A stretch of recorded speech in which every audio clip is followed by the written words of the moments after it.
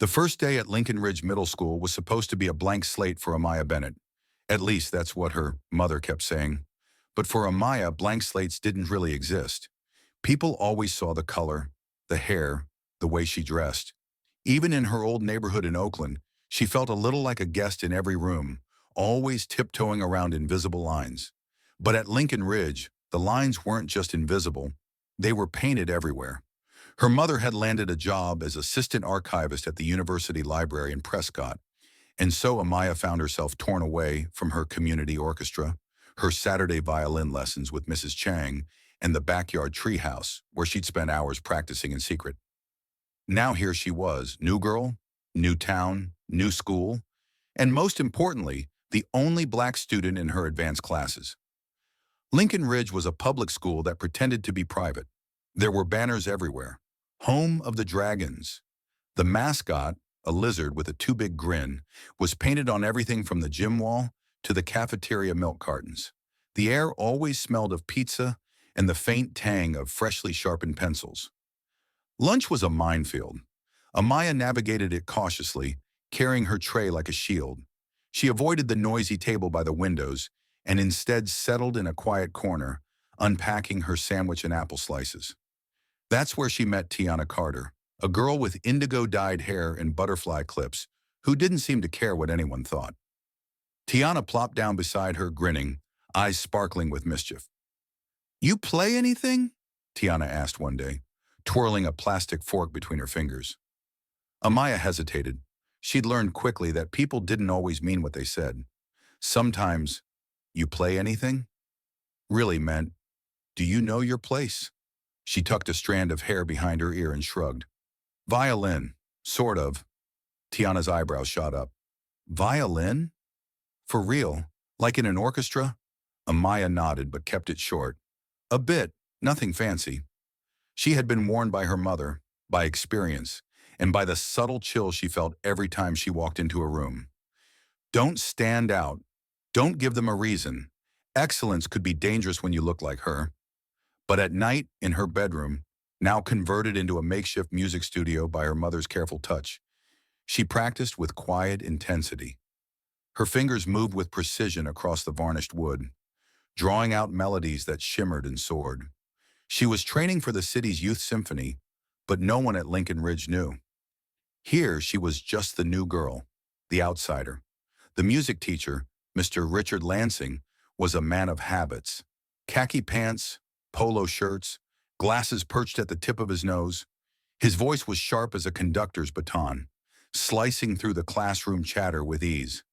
Every Monday, he'd play clips from old jazz concerts or orchestral symphonies, muttering about how kids these days don't know real music. Most students tuned him out. Amaya kept her head down, quietly finishing worksheets, always anticipating that moment when she would have to say or do something to justify her existence. And then, on the third Thursday of the term, it happened, student spotlight. Every student had to share their favorite song, or if they played an instrument, perform a piece in front of the class. Amaya's stomach twisted into knots as the names were called, one by one. She watched as a boy named Ethan played a muffled version of Hot Cross Buns on a battered recorder. A girl read Taylor Swift lyrics. Mr. Lansing nodded along, only half listening, his arms crossed in silent judgment. Finally, his gaze landed on Amaya. "Miss Bennett," he drawled, "you said you play something, right?" She sat up a little straighter, heart thudding. "Yes, sir." "Violin?" His mouth twisted in a smirk. "Well, aren't we cultured? Did you bring it?" "Yes, sir." "Then let's hear it. Surprise us." There it was, the challenge wrapped in mockery, the dare disguised as encouragement. The class rustled, some kids snickering, others rolling their eyes. Someone whispered, "This should be good," under their breath. Amaya stood, her hands steady even as her legs trembled. She walked to the front, placed her violin case on the chair, and opened it with deliberate care. The room fell quiet, waiting for her to stumble, to embarrass herself, to confirm the assumptions that always hovered in the air. She lifted the violin, adjusted the chin rest, and glanced at Mr. Lansing. "Any requests?" she asked, voice calm. He laughed. "Play whatever you want." Dazzle us. So she closed her eyes, took a deep breath, and began. The first notes of Saint-Saëns' introduction and Rondo Capriccioso floated from her bow, clean and bright, slicing through the silence like light through a window. The room stilled. Every mocking grin vanished. Amaya's music was fire and silk, rapid, lyrical, precise. Her fingers flew, but not recklessly. Every note was placed with intention, every crescendo sculpted from hours of practice and years of longing. The sound filled every crack in the beige-walled classroom, washing over the students and, most of all, over Mr. Lansing, who had stopped smiling entirely. When she finished, there was a pause. 5 long seconds of pure, stunned silence. Then Tiana clapped. Someone else joined. Before long, the entire class was applauding, awkward and genuine, unsure what to do with what they'd just witnessed. Amaya nodded once, packed her violin, and slipped back to her seat. Mr. Lansing cleared his throat, still not looking at her. Well, that was something, he said, voice brittle. But the damage was done, and it wasn't hers. For the rest of the day, the whispers followed her. Did you hear her? That was wild. She's like a prodigy or something. Amaya kept her head down, both relieved and exposed. She'd wanted to stay invisible, but music wouldn't let her. In the hallway, Tiana caught up, eyes wide. You didn't tell me you were like Mozart or whatever, Tiana exclaimed. Amaya managed a small, real smile. You didn't ask. As she moved through the halls, she noticed the difference. A few nods, a thumbs up, some stares that were curious instead of cold. She felt seen, truly seen, for the first time since leaving Oakland. And it scared her more than she cared to admit. Amaya barely slept that night. The applause, the faces, some shocked, some grudgingly impressed, some just blank, played on a loop in her mind as she stared at the ceiling of her unfamiliar bedroom. The cheap blinds did nothing to keep out the flickering glow of the parking lot light. Each time she closed her eyes, the sound of the violin rang in her ears. But this time it was tangled with the memory of Mr. Lansing's face, first amused, then annoyed, and finally, just for a split second, truly rattled. Down the hall, her mother's voice drifted from the living room, soft and tired, as she talked on the phone with Grandma back in Oakland. Maya's mom was proud, no question about it. She'd squeezed Amaya's hand as soon as she heard what happened at school, her eyes shining with a fierce, quiet joy. But beneath that pride, Amaya sensed another emotion, a kind of worry that only mothers know. The world could turn on you in an instant, especially if you didn't fit into its neat, safe boxes. By the time morning came, rumors had already blossomed at Lincoln Ridge, fed by half-remembered details and new digital fuel. A grainy Snapchat video of Amaya's performance had started to circulate overnight. 30 seconds of her fingers dancing, the violin singing, the entire class holding its breath. By the time she walked into the cafeteria, the usual murmur of voices seemed to hush. She tried to ignore the looks, but it was like trying to ignore thunder during a storm. Tiana waved her over, grinning like she was in on a secret. Girl, you are a legend now, she whispered as Amaya sat down. My cousin at Westside sent me a message this morning. She doesn't even go here and she's heard about you. Amaya snorted. Please, I just played one piece. People will forget by tomorrow. But she knew, even as she said it, that it wasn't true. The echoes of what happened were just beginning. At lunch, more kids than usual drifted by her table. Some offered awkward high fives. A few, mostly girls from the band, tried to start conversations about music. There was a sense of awe, but also skepticism. One boy, a lanky 7th grader named Sam, blurted out, "That had to be fake. Like nobody plays that fast for real. Did you just, move your bow and play a soundtrack?" The accusation stung, but Amaya just shrugged. You can ask Mr. Lansing, or check YouTube for the song I played. Her voice was steady, but inside she was burning. Later, as she shoved her books into her locker, she caught sight of Mr. Lansing at the end of the hall, talking to the vice principal. His posture was stiff, his words clipped. He glanced her way, but this time there was no smirk, no challenge, only something close to uncertainty. Digital aftershocks. The first sign that things were spinning out of control came during 6th period. Amaya's phone buzzed in her pocket. 3 new Instagram DMs, all from strangers. She ignored them, but later in the bathroom, She scrolled through the comments on the video that had now been posted to the school's unofficial meme page. At Skylar Wow, yo, who is this violin girl? She's fire. At Benny Beats, bro, even Mr. Lansing looks shook. At Melissa, smiles, she's not even from here. How can she be so good? There were nice comments, but some were sharper. Some questioned if she was showing off. Others made it about her skin, about how black girls aren't supposed to play violin like that. One said, bet her mom forced her to practice 12 hours a day. Reading them, Amaya felt a familiar coldness slide into her bones. She'd seen it before, at competitions, recitals, even neighborhood concerts. Some people could never believe you belonged, no matter what you did. You had to be twice as good just to be considered equal. She locked her phone, took a breath, and stared at herself in the mirror. For a second, she saw not just herself, but every other kid who'd ever had to fight for a seat at the table. The teacher's dilemma. Meanwhile, in the faculty lounge, Mr. Lansing was nursing his pride. He hadn't meant for things to get so out of hand. Yes, he'd called Amaya up with a bit of sarcasm, but he didn't expect her to turn the room upside down. He'd heard students snicker about the new girl with the violin, and somewhere inside he'd made the same lazy assumption. Now, as his colleagues gave him knowing looks, he felt a hot flash of embarrassment. Worse, the video had been brought to the attention of Principal Miller, who'd asked to see him after lunch. In the principal's office, the atmosphere was heavy. Richard, Principal Miller began, you know the district's been talking about inclusion, right? That video's gotten hundreds of shares, and I've had calls from parents. Some are proud, but others, well, they want to know if you were mocking her. Lansing stammered. No, I was trying to encourage her. Maybe I was a bit blunt, but she's talented, very talented. Miller nodded but didn't look convinced. She is, but we're supposed to nurture that, not stifle it. I want you to speak with her. Make it right. This is bigger than just a music class now. As Lansing left the office, he felt the world shift beneath his feet. He'd always thought of himself as a fair teacher, but the mirror Amaya held up was too clear to ignore. Family and fear. That evening, as Amaya practiced scales at home, her mother entered with a worried look. Sweetheart, there's something you should know. She handed Amaya her phone. The local news website had picked up the story. Student stuns teacher, class with violin solo. Video goes viral. Are you okay? Her mother asked softly. I know you didn't want all this attention.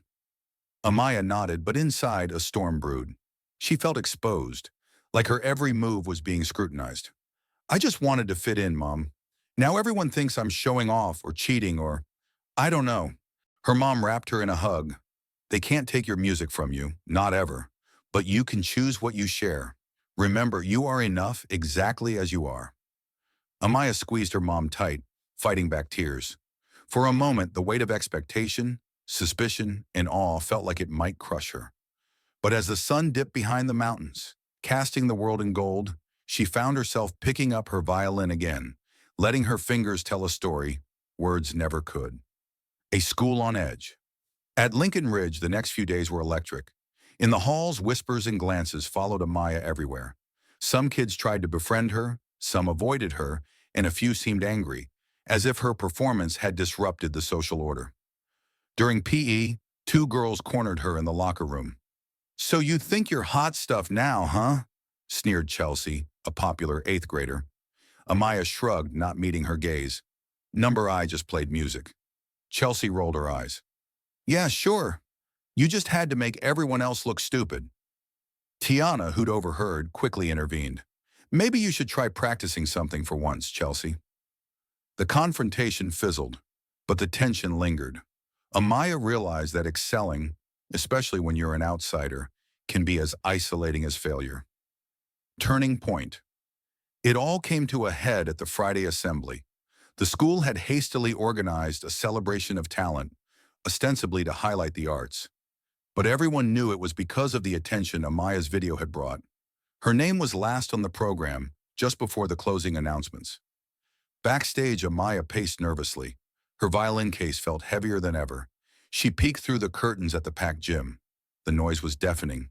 Students, teachers, even a few parents. At the front, Principal Miller smiled encouragingly. Mr. Lansing sat off to the side, face unreadable. Tiana found her, squeezed her shoulder. "You've got this. They're not ready for what's coming." When her name was called, the applause was polite but tepid. Amaya walked out, planted her feet, and raised her bow. This time she chose something different. An original composition she'd written late one night. A song about longing and belonging. The first notes shimmered in the air, tender and tentative, then grew into a bold, surging melody. She played not just for herself, but for every kid who'd ever felt like they didn't belong. The gym hushed. Even the kids who'd whispered about her fell silent, transfixed. As the final note faded, there was a beat of stunned quiet. Then the gym erupted, this time not out of shock, but awe.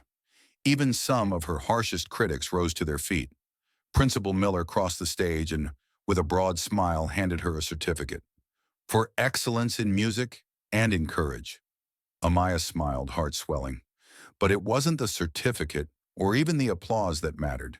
It was the realization that her gift could reach beyond prejudice, beyond doubt, and beyond the walls she'd spent years building around her heart. A teacher's apology.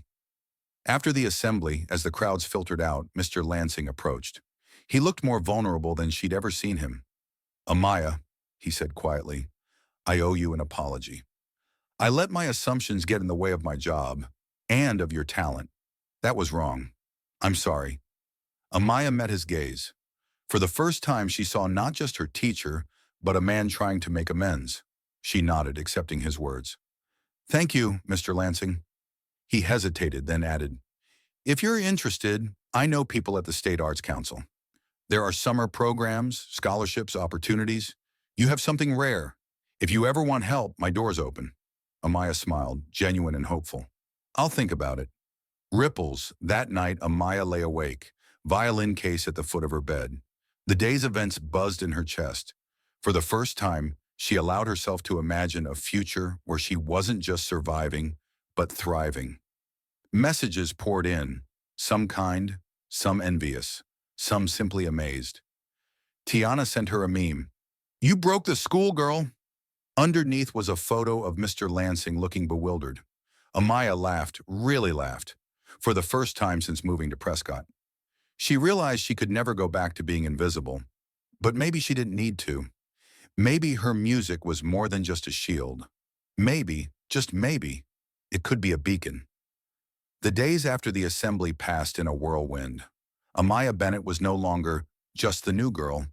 Her name echoed through the halls, sometimes in admiration, sometimes with suspicion. She found herself invited to join the school's chamber ensemble and, surprisingly, to the lunch tables of older students.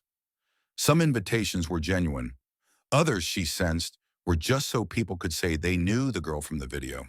At home, things changed too. Her mother received emails from parents she'd never met, some congratulating her, others warning about the dangers of standing out too much. Amaya's story even made the local news, where a grainy clip of her performance played beside headlines about diversity and excellence. She didn't know whether to laugh or hide, but the most difficult changes were inside her own heart. For years, Amaya had survived by shrinking herself, believing it was safer to stay quiet, to keep her head down, to blend in at any cost. Now her gift had thrust her into a spotlight she never asked for, and she felt the full weight of being truly seen, both the beauty and the burden. Each day she caught snippets of conversation as she passed in the halls. "Did you see how Mr. Lansing looked? That was wild. My dad says she's a prodigy, like, for real. Whatever. Bet she can't play pop music." There were rumors, too, about why she'd moved, about her family, about whether her performance had been real or staged. Some students even tried to record her secretly in the hallway, hoping to catch another viral moment. The air around her hummed with attention and expectation. Amaya clung to her music as both shield and anchor. In the quiet sanctuary of her bedroom, she practiced scales, wrote new pieces, and let her frustrations pour out through the strings. Music was the one place she could still choose how to be seen. Unexpected allies. The week after the assembly, an unexpected note appeared in Amaya's locker. The paper was folded neatly, written in a looping hand. Your music reminded me why I started teaching. Thank you for being brave. Mrs. O'Connor, English. Others followed. Notes from students she barely knew. From a janitor who said her performance made cleaning the gym a joy. Even from Principal Miller, who slipped a short, handwritten, "We're proud of you," into her backpack during class. But the most surprising gesture came from Mr. Lansing.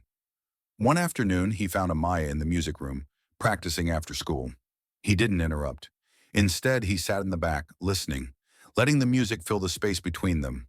When she finished, he stood and approached, his expression softer than she'd ever seen. "Amaya," he began, "I've been a music teacher for 25 years.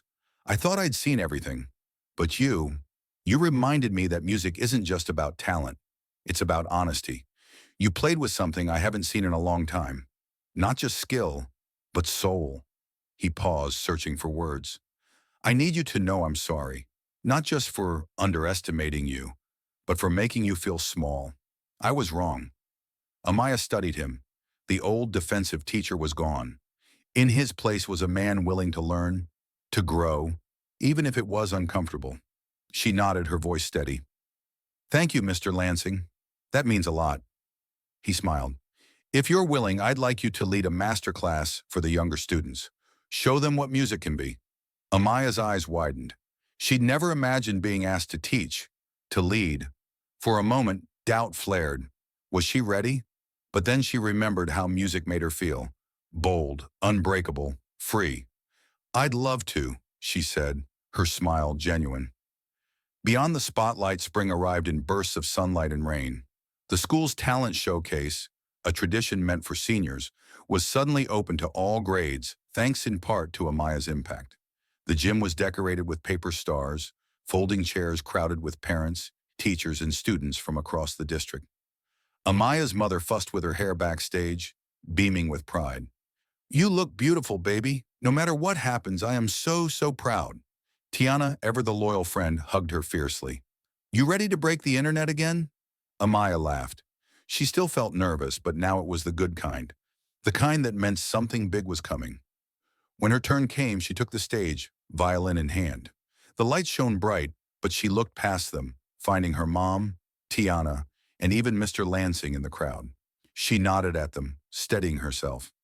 She began with a gentle folk melody, her mother's favorite, then shifted into a jazz improvisation, her bow darting and weaving, fingers flying. The audience was rapt, not just silent but spellbound. When she finished, the applause was thunderous, real, grateful, even awed. But it wasn't the clapping that made her heart soar.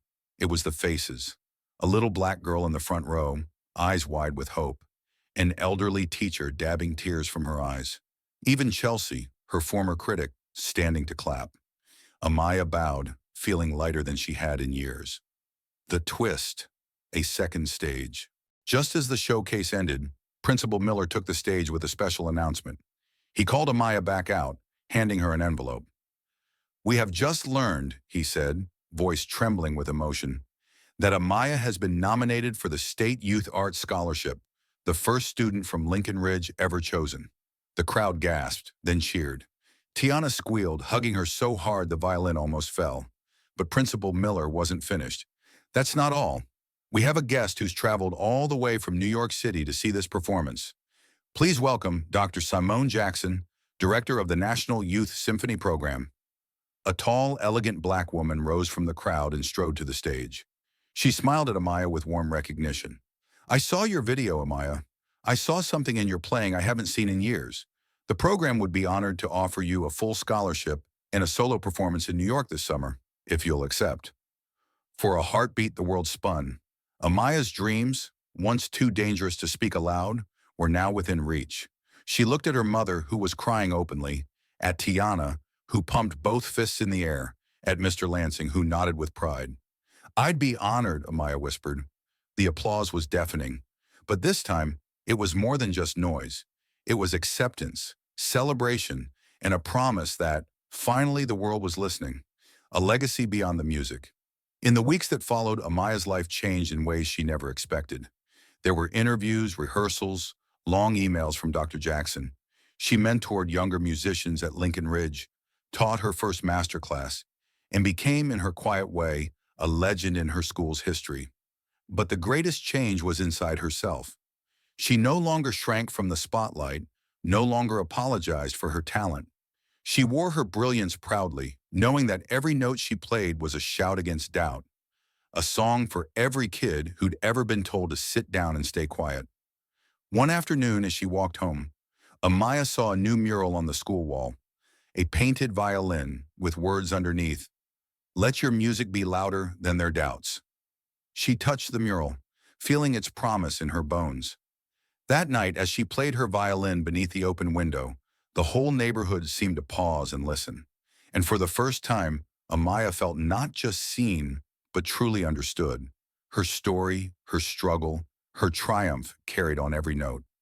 Sometimes the world only learns to listen when a brave soul dares to play their truth. And when they do, even the harshest silence can turn into a standing ovation.